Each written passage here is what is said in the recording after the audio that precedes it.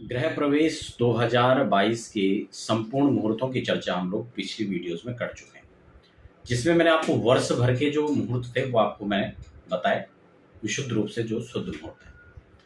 अब इसमें बात आती है कि कई लोग कमेंट्स कर रहे हैं कि जुलाई के महीने में गृह प्रवेश या श्रावण के महीने में गृह प्रवेश, तो क्या श्रावण में गृह प्रवेश कर सकते हैं? इन्हीं तमाम प्रश्नों के उत्तर आज हम इस एपिसोड में देंगे और आशा करता हूँ आप धैर्य से इसको सुनेंगे भी और समझेंगे। देखिए, गृह प्रवेश एक बार करना होता है, इसमें भी कोई शक नहीं है, लेकिन कई बार ये भी होता है कि पूरे वर्ष भर में कुछ निश्चित ही मुहूर्त होते हैं। तो क्या फिर ऐसे में आपका गृह प्रवेश नेक्स्ट ईयर के लिए पेंडिंग हो जाएगा? तो ये बहुत सारे प्रश्न भी हैं और उनका समाधान भी आज इस एपिसोड में हम करेंगे। देखिए, अब जुलाई और अगस्त की बात आती है कि क्या गृह प्रवेश हम कर पाएंगे, नहीं कर पाएंगे। उसके बाद सितंबर की बात आती है, अक्टूबर की बात आती है, नवंबर है, दिसंबर है।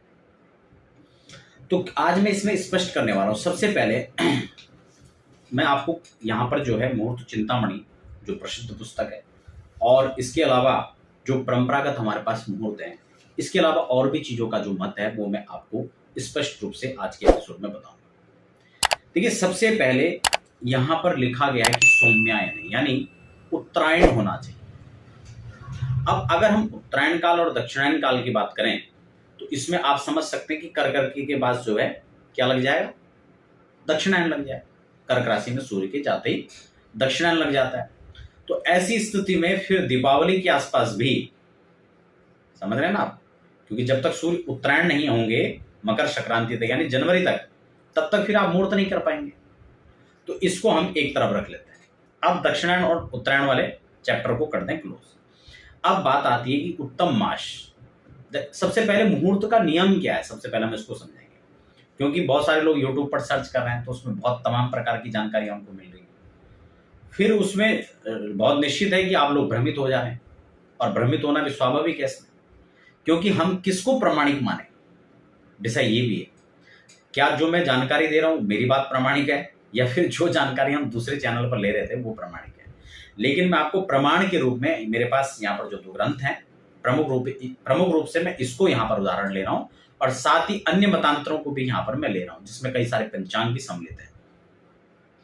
तो सबसे पहले जो इसमें तिथि है, नक्षत्र, जिसमें हम मुहूर्त को निकालते हैं, उसके नियम जो होते हैं, सबसे पहले उसको समझना आवश्यक है, क्योंकि यही हमारे मुहूर्त का शिला, जो इसका बेस भी होगा वह भी यही माना जाएगा। ठीक है ना, आधार यही माना जाएगा। अब इसमें सबसे पहले तो जो गृह प्रवेश भी है ना, वो भी अलग अलग प्रकार के हैं, लेकिन उस पर मैं अलग से चर्चा करूंगा, जैसे कि अपूर्व गृह प्रवेश, सपूर्व गृह प्रवेश, द्वंद्वावय गृह प्रवेश। तो ये अलग अलग गृह प्रवेश है, जिसकी चर्चा मैं आगे आने वाले समय में करूंगा। बहुत सारी जो संशय थे, बहुत सारे जो प्रश्न थे, उस पर मैं ऑलरेडी पहले भी चर्चाएं कर चुका हूं। आपके प्रश्नों के आधार पर ही हम लोग आपके लिए कार्यक्रम लेकर आते हैं। अब इसमें मैं आपको, जैसे कि मुहूर्त का नियम है या तो मास, ठीक है, उसके बाद तिथि, उसके बाद नक्षत्र और उसके बाद बार, ठीक है, 4 चीजें होगी। फिर उसमें 5वीं चीज जो महत्वपूर्ण चीज है वो मैं आपको बता रहा हूं। उसके बाद 5वीं चीज होगी उस दिन का लग्न, क्योंकि इसमें कोई मतांतर नहीं है कि सर्वे दोषा विनिश्यन्ति लग्न शुद्धि यदा भवे, इसमें कोई मतांतर नहीं है। यानी लग्न का शोधन प्रथमतया और मूल रूप से जो है करना चाहिए किसी भी कार्य के लिए। इसलिए लग्न शोधन, और दूसरी महत्वपूर्ण चीज कि उस दिन राशि पर अनुकूलता चंद्रमा की, ठीक है ना, आपकी चंद्र कुंडली के आधार पर उस दिन आपके जो चंद्रमा है गोचर वाले वो कहां पड़ रहे हैं। 2 चीजें होगी और 4 चीजें ही होगी, मिलाकर 6 चीजें होगी। अब हम इस पर सबसे पहले महीनों के क्रम को हम लोग इसमें समझ लेंगे आज के कार्यक्रम में, ठीक है। मैं आपको जुलाई और अगस्त डेट तो आपको बताने वाला हूं, लेकिन ये जानना उसमें आवश्यक है। कई लोग यहीं से कमेंट करके भाग भी जाएंगे, और कई लोग कहेंगे नहीं एक्चुअल वीडियो यहां से स्टार्ट हो, तो बहुत सारे कमेंट्स आएंगे, लेकिन उसकी मुझे चिंता नहीं है। मैं आपको जो जानकारी है सही वो आपको एक बार बता दूं। इसमें देखिए, जो सही मास है, श्रेष्ठ महीने हैं, वो ज्येष्ठ का महीना है, उसके बाद माघ का महीना है, फिर फाल्गुन का महीना है और वैशाख का महीना है। केवल कितने महीने हो गए? 4 महीने। अब आप विचार कीजिए, क्या वर्ष भर में 4 ही महीने में गृह प्रवेश होगा? समझ रहे हैं ना, इस उत्तम मुहूर्त तो यही बताया 4 महीनों में। तो अगर मास शुद्धि के हिसाब से देखें, क्योंकि मास शुद्धि देखना पड़ेगा, नक्षत्र सिद्धि, लग्न सिद्धि, ये सब शुद्धि देखने के पश्चात 4 महीने में आप गृह प्रवेश कर सकते हैं। तो क्या आपको 8 महीना प्रतीक्षा करना पड़ेगा? ठीक है, पहला प्रश्न। तो इसके बाद मध्यम जो महीने हैं वो इसमें आषाढ़, कार्तिक और मार्गशीर्ष 3 महीनों को लिया गया जो मध्यम में माने गए।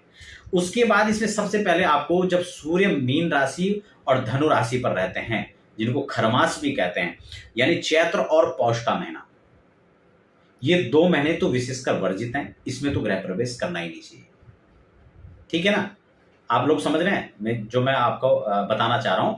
चैत्र और पौष के महीने तो 2 महीने में गृह प्रवेश नहीं करना चाहिए, चल जाएगा 2 महीने, कोई दिक्कत नहीं। उसके बाद मध्यम और उत्तम के बीच के जो हैं वो मैंने आपको 3 महीने आषाढ़, कार्तिक और मार्गशीर्ष मान लिया, इसमें कर सकते हैं। क्योंकि ये इसको मैं इसलिए भी मेंशन कर रहा हूं क्योंकि पिछले कार्यक्रम के एक कमेंट में जो है ये भी आया था कि आषाढ़ के महीने में तो गृह प्रवेश कर ही नहीं सकते, ऐसा नहीं। ठीक है ना, ये भी क्लियर हो चुका है। एक महत्वपूर्ण और भी मैं आपको इसमें बता दूं, क्योंकि ये जो महीने हम गिनते हैं ना, ये सूर्य के अनुसार हम लोग इसको जो है महीने को मानते हैं। तो यानी सूर्य किस राशि पर संचरण कर रहे हैं उसके आधार पर मास को इसमें माना जाएगा। अब बात आती है श्रावण, भादों और श्रावण, भादों और असुज। ठीक है, इन महीनों का क्या करें? अब क्योंकि श्रावण की बात आ रही है तो श्रावण से कर्क में सूर्य प्रवेश कर जाएंगे, तो इन महीनों के अंदर भी कायदे से गृह प्रवेश नहीं होना चाहिए। लेकिन अगर विशेष परिस्थितियां हैं और आप करना चाहते हैं तो इसमें 2 महीनों को आप छोड़ दें, चैत्र और पौष को। तो आप इसमें श्रावण, भादों, इसमें भी श्राद्ध पक्ष को विशेषकर छोड़ दें, क्योंकि फिर भादों कहते ही जो है श्राद्ध पक्ष भी लोग कहेंगे कि नहीं उसमें भी कर सकते हैं क्या, या उसमें भी कर लें। तो ये क्वेश्चन मैं यहीं पर इसको आपको उत्तर दे दूं साथ साथ में कि इसमें पितृपक्ष को आप छोड़ दें। फिर नवरात्रि है, नवरात्र पर भी मैं जो चर्चा थी वो आपको पहले बता चुका हूं कि नवरात्र में क्या सिद्धांत माना जाएगा।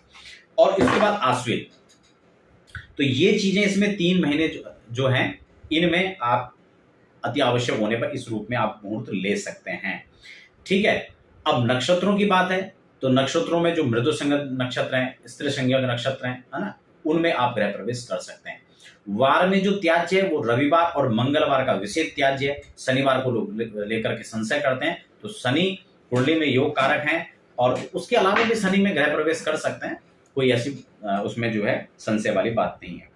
ठीक है ना, मुख्य रूप से लगन और चंद्रमा 2 चीजों आप देखें और इस अनुसार से जो है आप गृह प्रवेश कर सकते हैं, इसमें तनिक भी किसी प्रकार का कोई संदेह नहीं है। चर लग्न को छोड़ दें, रिक्ता तिथि को छोड़ दें, क्योंकि ये 2 चीजें भी इसमें प्रमुख रूप से देखना आवश्यक है, क्योंकि रिक्ता तिथि के अंदर और चर लग्न के अंदर आपको गृह प्रवेश नहीं करना। तो ये तो थी जो इसकी बेसिक जानकारी। अब हम डेट वाइज जो यहाँ पर चर्चा करने वाले हैं उसको थोड़ा सा हम यहाँ पर देख लेते हैं। ठीक है ना, क्योंकि डेट वाइज भी बहुत सारे आपने से जो दर्शक थे उसको जानना चाह रहे थे। तो जो जुलाई के महीने की डेट है वो मैं आपको दे चुका हूँ। ठीक है ना, उसमें भी जो देव शयन से पूर्व के जो मुहूर्त हैं वो मैं आपको एक बार फिर से यहाँ पर फिर दोहरा देता हूँ। इसमें 1 तारीख यानी 1 जुलाई और फिर 7 जुलाई और 9 जुलाई इसमें जो है जो मुख्य डेट थी वो आप इनमें कर सकते हैं। 25 जुलाई को इसमें लगभग अच्छा मुहूर्त बन रहा है, उस दिन भी आप कर सकते हैं। उसके अलावा भी अतिरिक्त आपको लगता है तो अपनी राशि के अनुकूल देख करके कोई विशेष मुहूर्त में भी किया जा सकता है। ठीक है ना, अब बात आती है सीधा अगस्त के महीने की। तो अगस्त के महीने में यहाँ पर श्रावण का महीना आरंभ हो चुका होगा। ठीक है, और इसके अनुसार यहाँ पर जो है अगर हम करते हैं अगस्त के महीने में तो 3 अगस्त को कर सकते हैं, बुधवार रहेगा, पंचमी, हस्त नक्षत्र, अच्छा दिन। जो है 4 नवरात्र को इसमें सप्तमी है, बृहस्पतिवार रहेगा, तो ये संयोग भी अच्छा है, इस दिन भी आप कर सकते हैं। 5 तारीख को शुक्रवार, अष्टमी तिथि है, स्वाति नक्षत्र है, तुला राशि पर चंद्रमा रहेंगे। 4 को जो है 3 तारीख को कन्या पर और उसके बाद 4 को भी तुला में रहेंगे। ठीक है, उसके बाद 10 तारीख को कर सकते हैं, इसमें पूर्वाषाढ़ा नक्षत्र है 9:40 तक, यानी उसके बाद का लगन आपको देखना है। ठीक है, त्रयोदशी है, बुधवार है और पूर्वाषाढ़ा 9:40 के बाद आपका उत्तराषाढ़ा नक्षत्र लग जाएगा, तो ये अनुकूल है। और इसमें 10 तारीख का दिन है। ठीक है, अगली जो तिथि है वो 12 तारीख है, यानी 12 अगस्त।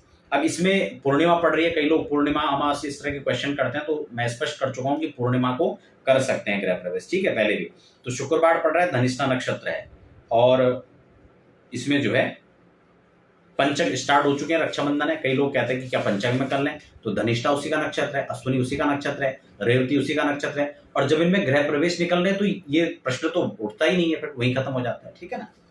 अगला जो इसमें डेट रहेगा ये है 17 तारीख, यानी 17 अगस्त।